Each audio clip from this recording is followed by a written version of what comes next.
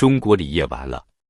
中国锂业龙头天齐锂业在2024年交出了一份史上最惨成绩单，净亏损高达79.05亿元人民币。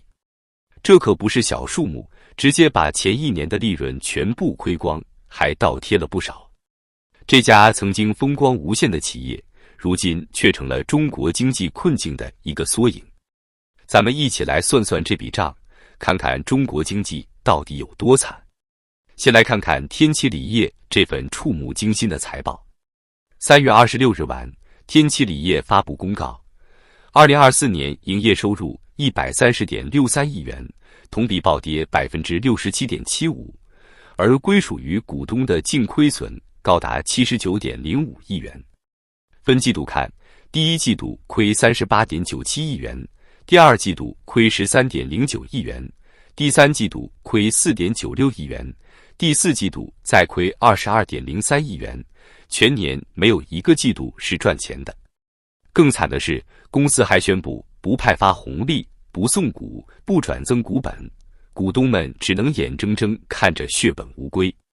回想2022年，天齐锂业可是赚得盆满钵满，净利润暴增1060.47%，达到241.2亿元。那时候谁能想到，短短2年后会是这样的结局。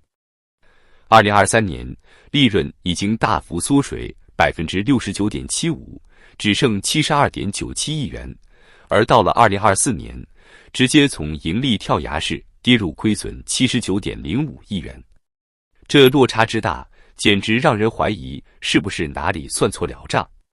天齐自己也说了，这次巨亏有几大原因，一是锂价暴跌加上定价机制失灵，二是智利 SQM 这棵摇钱树不灵了，业绩下滑还摊上税务官司，三是资产减值损失猛增，四是汇兑损失雪上加霜。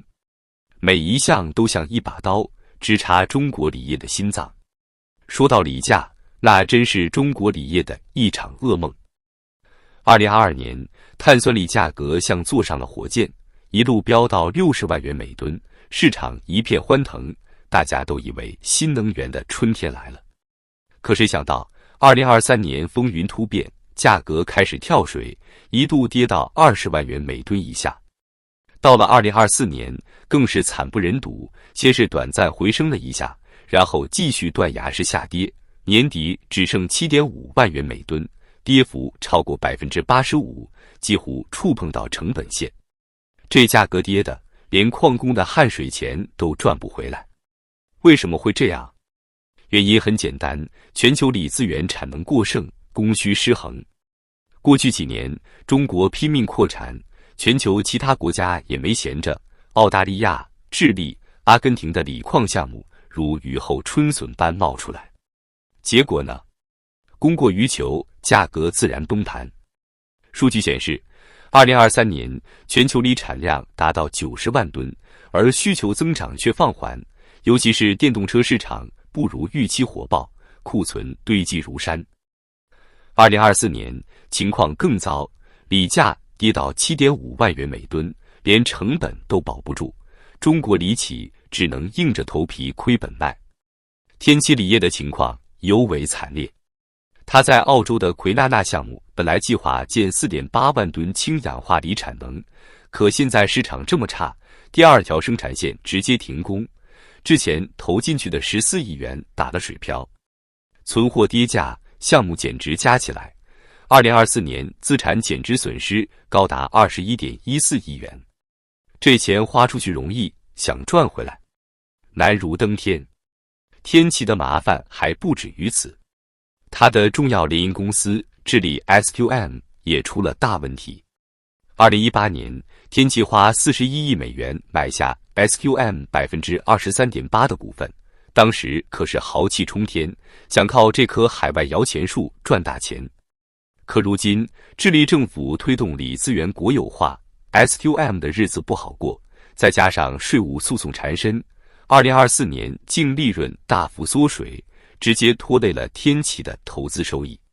数据显示，SQM 2024年全年亏损4.04亿美元，而2023年它还是天齐的重要利润来源之一。这一下，天齐的投资收益从正转负，成了压垮骆驼的又一根稻草。41亿美元的投资，现在看来像是扔进了一个无底洞，中国企业的海外梦碎得稀巴烂。别以为只有天齐锂业在哭，中国整个锂业都在水深火热之中。另一大巨头赣锋锂业也好不到哪去。2024年预计净亏损14亿到21亿元，同样是上市以来首次亏损。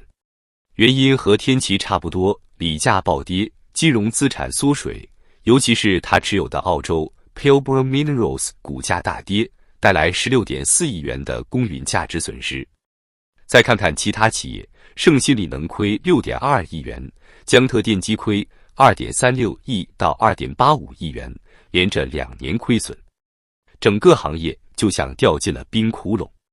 根据华夏时报报道，中国83家电池和能源金属企业中，45家在2024年预告亏损，占比54%，总亏损额在234.36亿到292.6亿元之间，平均每家亏5.21亿到6.5亿元。天齐以至少71亿元的亏损额高居榜首，赣锋、南都电源、天际股份、德方纳米紧随其后，这5家就亏了122.1亿元，占了所有亏损企业的一半。2023年，57家相关企业中只有18家亏损，总额87亿元，而2024年亏损企业数量翻倍，金额暴增3倍。这说明什么？中国锂业已经不是个别企业的问题，而是整个行业在崩盘。更可怕的是，锂业崩盘还拖累了下游电池企业。华夏时报2月15日报道，83家电池企业中，45家预亏，亏损最多的还是天齐和赣锋。天际股份亏12.5亿到15亿元，其中10亿元是商誉减值；中化国际亏22.8亿到28.6亿元，资产减值高达13亿到19亿元。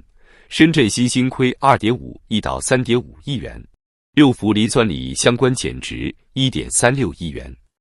这些数字触目惊心，说明整个新能源产业链都在断裂。为什么会这样？行业产能过剩是主因。过去几年，中国为了抢占新能源制高点，大手笔投资锂矿和电池产业，产能迅速扩张。可市场需求跟不上，电动车销量增长放缓，动力电池供过于求，库存压的企业喘不过气。结果就是价格战打得头破血流，大家都在亏本甩卖。